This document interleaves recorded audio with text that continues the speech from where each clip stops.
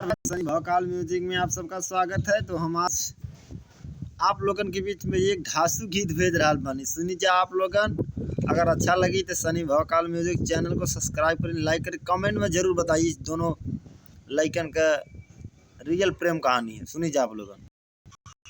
तो याद में अखियाँ रोई जब शादी तो तो याद में अखियाँ रोई जब शादी तोहार होई तमाई जे छोरी के जइबू हो मार मुँह हमार पैबू हो तमर जाई जे छोरी के जइबू हो मार मुँह हमार पैबू हो।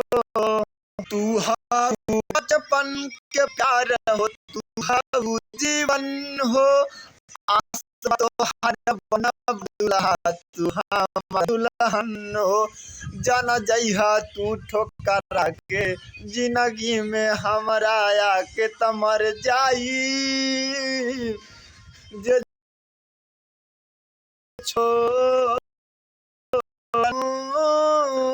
हमर पैबू हो तमर जाई जे छोरी के जइबू हो तमारल मुँह हमार पैबू हो।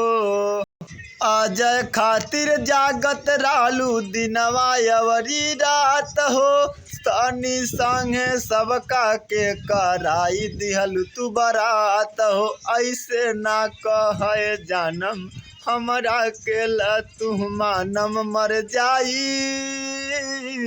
जे छोरी के जइबू हो मारल मुँह हमार पैबू हो। नमस्कार। अगर अच्छा लगे तो भैया गरीबों को सपोर्ट करी। आप सबे धन्यवाद।